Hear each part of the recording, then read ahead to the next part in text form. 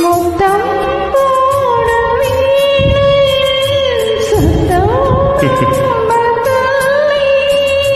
பூக்கள் பூக்கும் ஓசைகள் காதில் கேட்பதில்லை. காந்தவானம் பாய்வதால் காயமாகுமே. காந்தவானம் பாய்வதால் காயமாகுமே.